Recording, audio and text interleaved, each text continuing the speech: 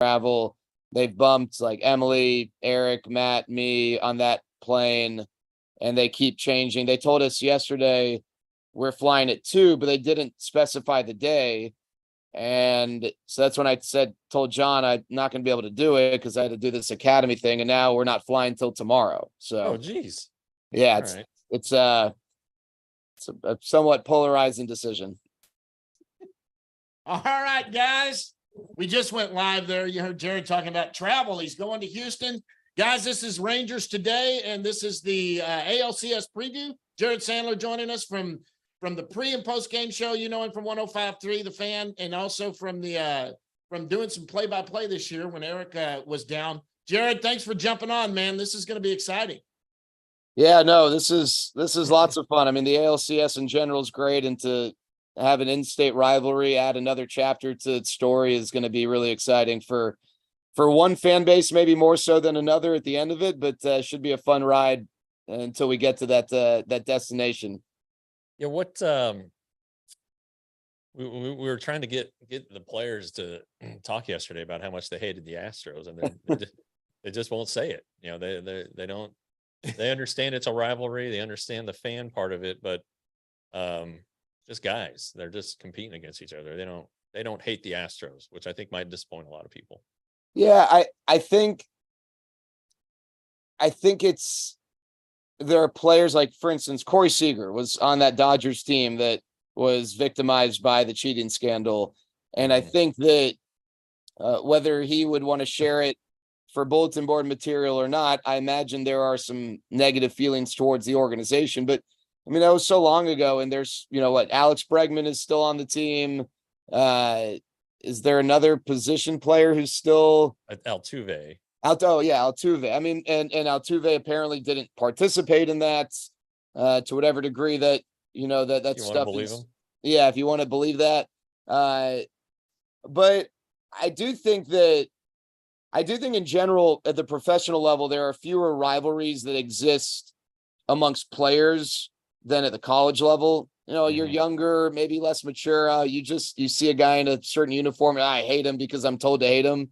And fan bases for sure are that way. Sure. Just at the professional level, there's so much commingling and whatnot now, with changing teams and whatnot. But I do think that there are not great feelings between the Rangers and Astros. I just don't know if we're going to get players to admit that, because there's really no benefit for them to admit that. I think two things are true. One, I think the Rangers players wanted the chance to play the Astros. And I think two, if you were to ask them to rank their favorite teams in Major League Baseball, the Astros would not get any votes in that clubhouse. I agree. So, no, the fan base, look, Major League Baseball, if you're not going to have a Northeast, one of the AL East teams or NL East teams or West Coast Dodgers, one of those teams, this is what sets up perfect for Major League Baseball. An in-state rivalry where the fan bases do not like each other. And there's a lot of strife there that goes on. You can see the chirping back and forth that's already going right now. But Major League Baseball has got to be happy that if none of the big teams that are the ratings grabbers are going to be there, this is a good one to have. I think this will get a lot of views. Yeah, I mean, this certainly is going to play well in the state of Texas. I hope it plays well outside of Texas. There's not an East Coast team, and to whatever degree that impacts ratings, I guess we'll see. But if you want competitive baseball, emotionally charged, with a rivalry, a big part of the storyline, I mean, this should be a fun series. And, I think people like drama, people like excitement. I don't know that the benches are going to clear during this series, but there's that sort of emotion that is a part of the story from earlier this season. And I think in general, and unfortunately, this is a credit to the Astros and their success, but they are villains for a number of reasons. One, because of the cheating scandal, but two, this is the 7th straight year they've been to the ALCS. And I think there are people who always admire that level of accomplishment, but I also think there are people who they have negative feelings towards that. Same with that. People like watching Alabama lose. People loved when the Lakers were dethroned by the Pistons with Shaq and Kobe. People loved when the Yankees finally lost to the Diamondbacks. I mean, people enjoy that. And the Astros, as much as I hate to admit it, they and the Dodgers on the National League side have been arguably the two most dominant franchises in baseball for quite some time. And the chance to dethrone the Astros is, I think, one that the baseball world is very excited about. Yeah, and I think it'd kind of be symbolic, because the Rangers feel like that this is their opportunity, their window, and they're not doing it at full strength. They think their best years are ahead of them, but they still got to get past the Astros. And just if you can knock down Goliath, and let's admit it, I mean, just the way the Rangers have played, just the head-to-head record the last several years has been nightmarish. Yeah. It really has been. And I know the Rangers were intentionally bad for a few of those years, but and the same thing with the Astros back in the early 2010s. But my gosh, I mean, this hasn't really even been close. And I don't know if the Rangers have a mental hurdle they have to get over, but I think a lot of the fans do, and I think that's part of the issue here. But to your point about the 7 straight division series or championship series, I don't know that this is the best of the Astros teams, though. The 2020 team was not very good and got in there in that crazy year, but I don't know that this team is the mighty Astros. I agree. So first on the dominance, the Astros over the Rangers, we all thought that was turning when the Rangers went to Houston earlier this year and took 2 of 3, and things look great. And then, bam, that the Astros came to Texas, took 3 of 4. The Rangers did have that one win, and it felt like a big win because they dominated the Astros, and the benches cleared, and there was, a lot of emotions tied to it. But the Astros took 2 of 3 in that series, and then, they ran the Rangers out of their own ballpark last time. But yeah, you're right. I don't think this is anywhere close to the best Astros team. Oddly, I think the best Astros team was the one that lost to the Nationals in 2019. The Astros team last year, I don't know. I think the 2017 was probably better than last year's version. But when asked, would you rather face the Astros or the Twins? I think you could make some arguments that on paper, you take the emotions and the subjectivity out of it. The Astros probably present a better matchup. Yeah. But they have had the Rangers number. And so that has changed kind of the complexion of it. But I think for the first time in a long time, I take the Rangers rotation over the Astros rotation. You take the Astros bullpen over the Rangers bullpen. And I think you can make an argument for the Astros lineup to have a leg up. You can make an argument for the Rangers lineup to have a leg up. They're both very good. Yeah. But I don't know the last time we could say, hey, the Rangers rotation is better. The X factor is Christian Javier, who, for my money, was their best pitcher last year. Right. Was really rough this year, but has started to come on here lately and pitched well against the Twins. But, Framber Valdez is kind of going in this direction, and Nathan Eovaldi is going in this direction. And I actually think the Rangers might have a leg up in the rotation. What do you think happens with Max Scherzer in this series? I think he'll be on the roster, but I think he'll be like an opener. I don't think he'll have a full. I agree. Even. Yeah. I think we're looking at 3 to 4 innings. I think you're looking at 1 to maybe 1.5 times through the order. And I think that could be a benefit in one large way. And I don't know how they're going to play this, but, a lot of people have wondered about Aroldis Chapman. And first of all, I think people fairly they get a little nervous because of the walks when he's got rest and he's only asked to pitch 1 inning, how that's going to play out. Now, against Tampa in game 1 and Baltimore in game 1, it wasn't necessarily smooth sailing, but he did protect a 1-run lead both times. He was shaky in game 3. And that's the type of thing that you're lucky it happened with a 6-run lead, not a 1-run lead. Yep. Yeah. But are they going to pitch him back-to-back days? They haven't really been forced to make that decision in the postseason. And there's a lot of data that suggests that's a big gamble. If you have Max Scherzer now assuming a piggyback type of role, does that free up Andrew Heaney to maybe pitch in a high leverage spot for an inning, maybe 3 to 6 outs, as opposed to needing him to be a piggyback? I think Andrew Heaney, maybe I'm I'm riding the Andrew Heaney, train or wave stronger than most. I think he could be good in that role. I think he could be a good 1 inning, 6th, 7th inning, high leverage guy. He misses bats, but you can't clone him. So if you need him to piggyback with Dane Dunning or someone as a starter, then it's going to be tougher to use him in that way. Having Max Scherzer maybe frees up Bruce Bochy to make a decision like that. But I do think you're going to see him, but not with the expectation of, hey, this guy can give me 6 or 7 innings. Yeah, I was attempting to observe yesterday, and Martin Perez and Dane Dunning threw bullpen sessions, but I didn't see Heaney throw one.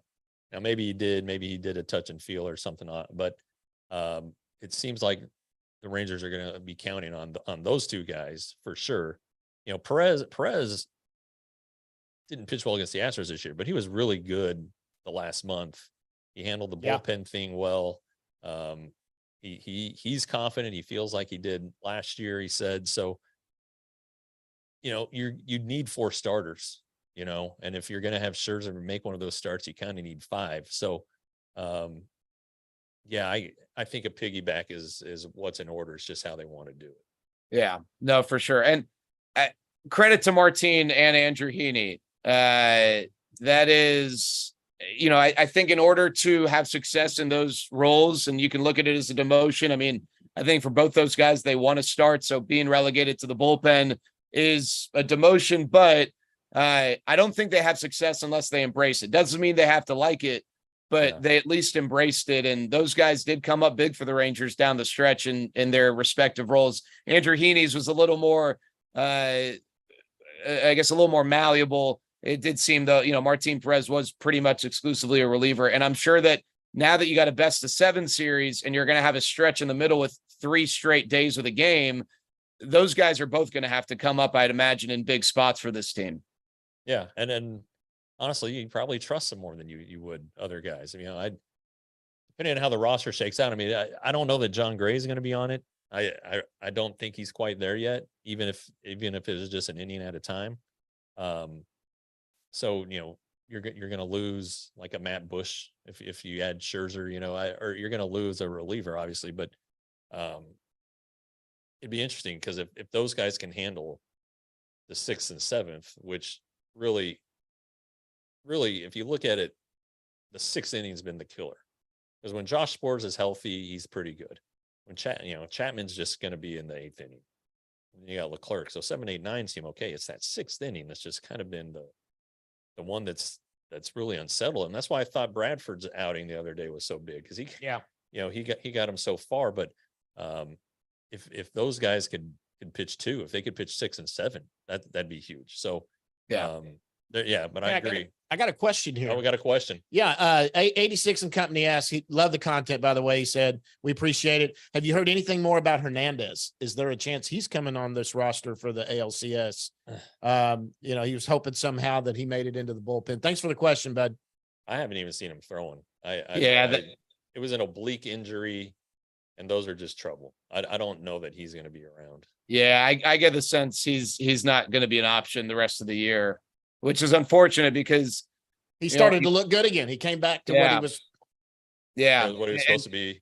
What he was supposed to be all season. Yeah, exactly. Hey, Jeff, you brought up John Gray, and I'm curious. So I agree with you. I'm not as sure that he's on the roster, and I'm not as sure that he would even be able to give you 3 or 4 innings. Maybe he would. I don't know. I really like the idea of John Gray as a reliever, though, for not long term, but the rest of the way as a guy that can get you 3 outs, get that fastball up to, the mid to high 90s with that slider, especially against the Astros. Well, one thing that's interesting about the Astros, and I referenced this earlier about how maybe the Rangers actually match up a little bit better with the Astros than the Twins. Matchups, the key word there. The Twins are similar to the Rays, where they just try and match up the crud out of you within the game, whereas the Astros are a very righty dominant team, not only in the lineup, but also, on the mound, specifically in the bullpen. But outside of Tucker and Alvarez, who are 2 lefties that you'd love to, limit and create matchup advantages as best as you can, they're a very righty heavy lineup. And, that 6th inning, John Gray pitching the 6th inning, coming out of the bullpen as a righty, facing 3 or 3 out of 4 guys from the right side. I'd be really interested to see what that looks like, but I don't know if he's there yet. But that would be an interesting, I'm not as eager to say, John Gray, come back to the rotation. I'd like to see what it would look like repurposing him to help out this bullpen. Yeah. And that's kind of what Bruce Bochy said yesterday. He thought that of the two, Scherzer would be the starter, Gray would be in the bullpen. But if Gray, he said he'd been throwing at about 90%. He was going to try to let it eat yesterday during his bullpen. If he did, then, even if it's even the difference between 95 and 100% is huge. I mean, it's the last little bit that makes the fastball ride or makes the slider break a little bit harder, and if you're not fully committed, it's just not going to be a good pitch. And so I think that's the decision the Rangers have to make with him. And, if he keeps throwing and they advance, maybe at that point, but his power stuff would play great in a short stint. Absolutely. It really would. And Jeff, I don't know if you were the one to ask this. Someone asked this question to Bruce Bochy, and it's a really tough time to, I don't want to say guess, but like, if this was the regular season, hey, Max Scherzer, get back in the rotation. Let's see. And if it's a bad start, whatever, it's one of 162. This is one of maybe 7, maybe 6, maybe 5, maybe 4. Exactly. And I wonder how much the data allows them to better gauge how ready these guys really are. Spin rate and stuff they can measure in bullpens. But you're right. I mean, if you told me that Luka Doncic was 95%, I would tell you he needs to be on the floor and he needs to play 40 minutes in a big game. But if you tell me that a pitcher protecting a 1-run lead is 95%, and I'm not talking about 95% from a fatigue standpoint, because you're not going to be 100% even when you take the mound because you've already thrown in the bullpen, but like 95% physically of what you're able to accomplish, now's not the time to pitch through that. So you're right. John Gray needs to be able to let it loose at 100%. Otherwise, it's probably not worth it. Yeah. On Scherzer, the concern is, there's only a month ago that Evaldi came off the injured list, pitched against the Astros in that disaster series and got 4 outs and gave up 2 home runs and 4 or 5 runs, and it was bumpy, it was bumpy for a month with him until he figured it out there kind of in Seattle. And that's got to be in the back of their minds. It's in the back of their minds. Yeah. Sorry, I don't mean to take you guys on a tour, but my dog has a mind of his own and he is now ready to go inside. So I got to let him inside. He was hanging out outside. Now we're going back inside. That's fine. That is a problem we all deal with. I've got 2 dogs that I've got to fight. Jeff's always got one that comes in when he's doing something from the house. We got Lucas, who's the new dog, and he's crazy, and Lily, who's like a Karen and barks at him when he starts barking, and then Ginger, who just lays around. It's great, and we love. So we've got dog problems, but anyway, Scherzer, it's in the back of their mind. How good is it going to be? And so he just wants back so bad. That's it. He's trying to sell it. You could see the way he reacted after the ALDS. He wanted him to get to the ALCS. I mean, I honestly, it just from the outsider, you guys have talked to Boch. I haven't talked to him, but it just seems like Scherzer would say, if you just need me to come out of the bullpen, I want to help any way I can help. He is so ready to get back at it. I heard it. I was standing there with Ken Rosenthal Tuesday, and Scherzer came running out and he ran by us and he was talking to Ken. He doesn't know. He just knows my face. He didn't know. And he goes, I feel normal.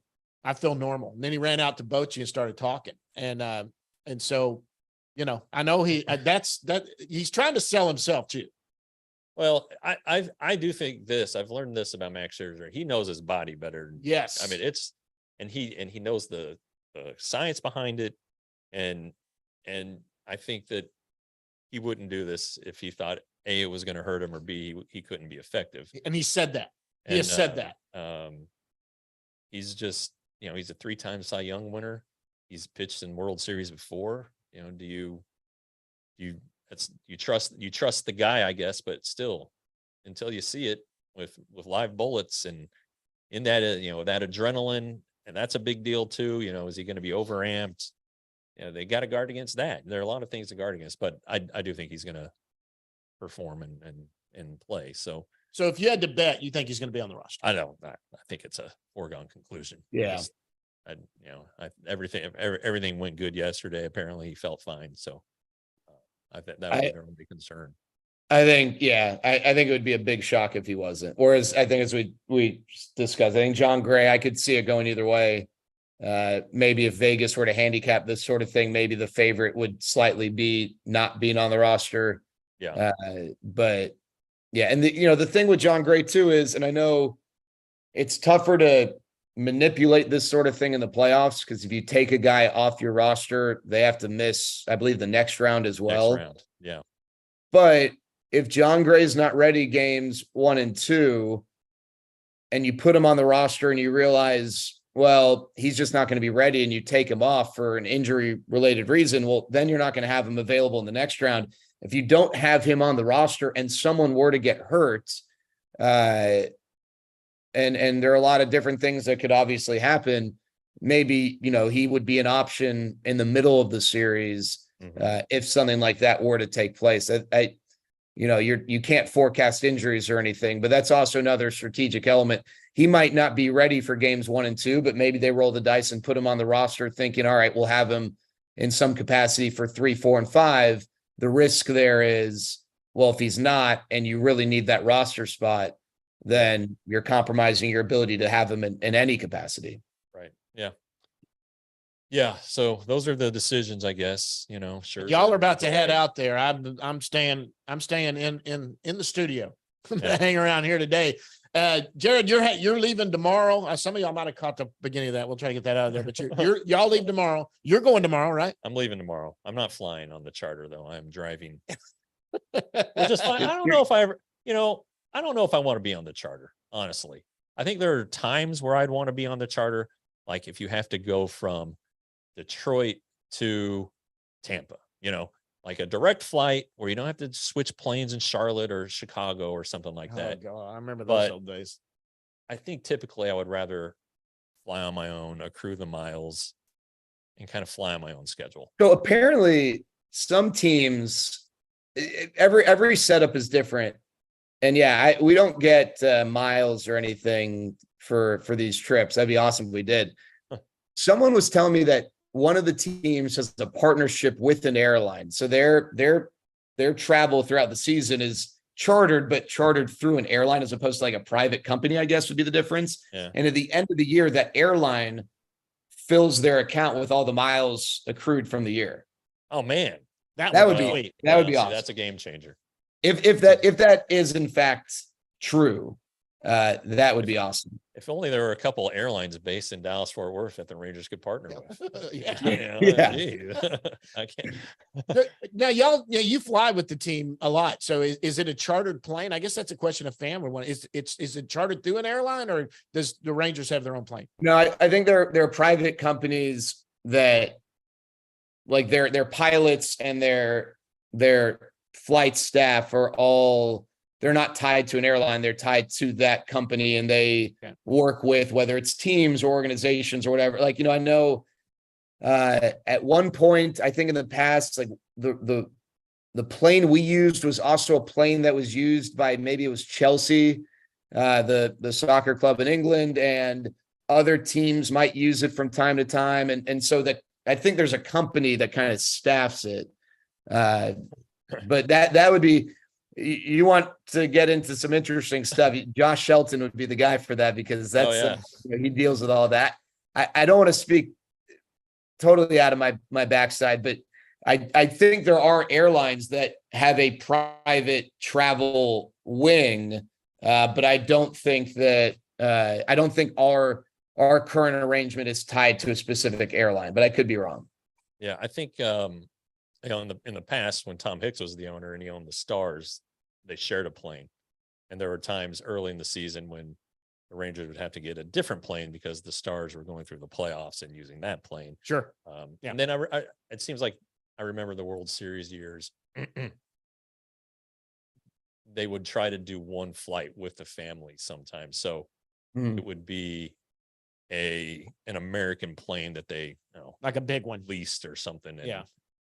came out. But yeah, Josh Shelton's a good idea for a guest. He Yeah. really is, because We need to do that. I wouldn't mind being the assistant to the traveling secretary, like Yeah. like Costanza was. That wouldn't be bad.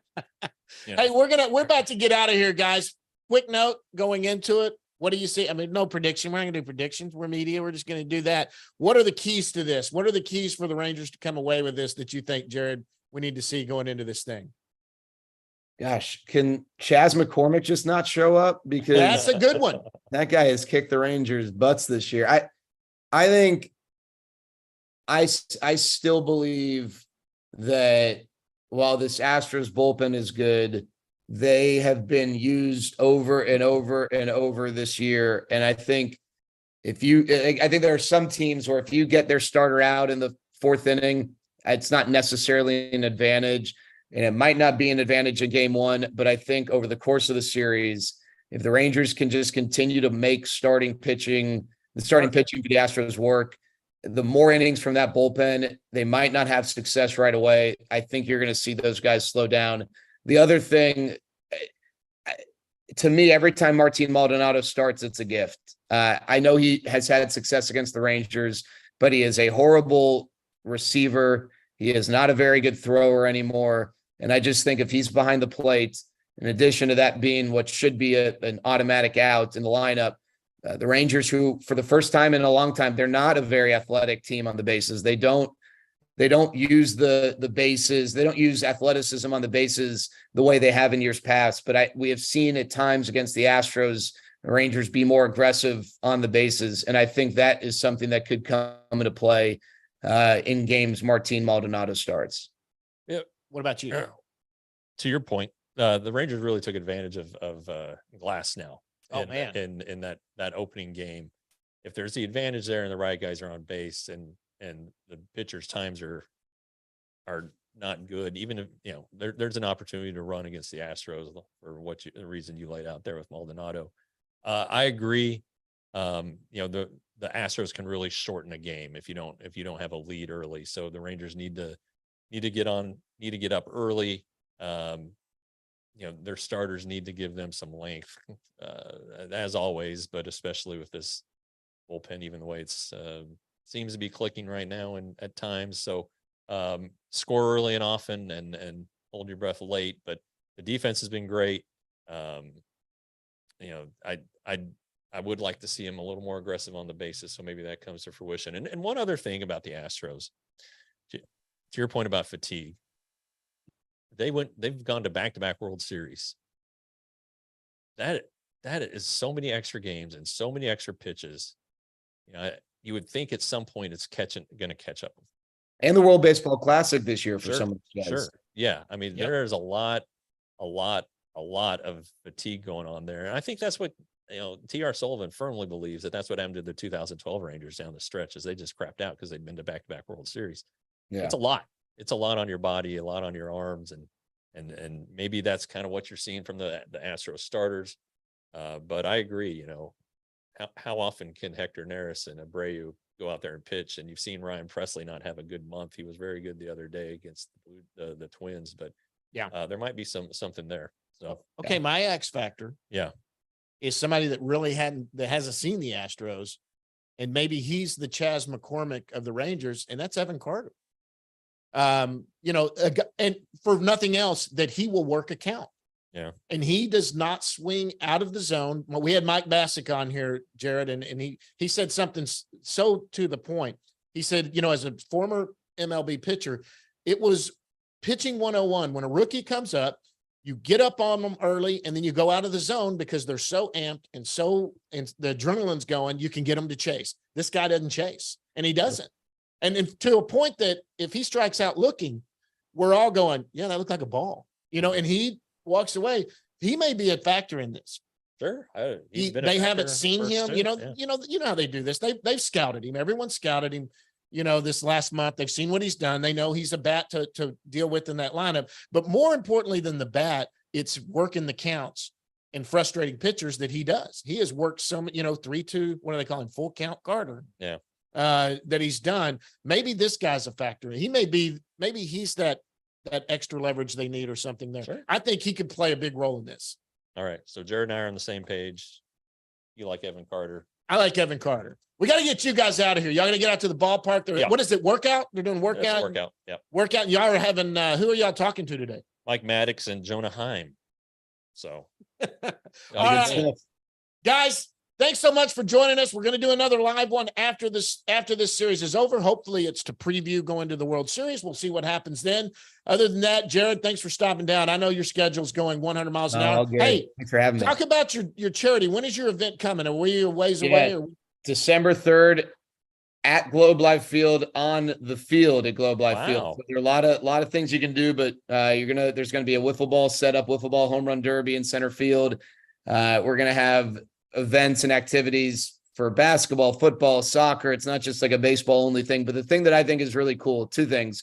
You can hit in the cage that the visiting teams will warm up in on the third base side.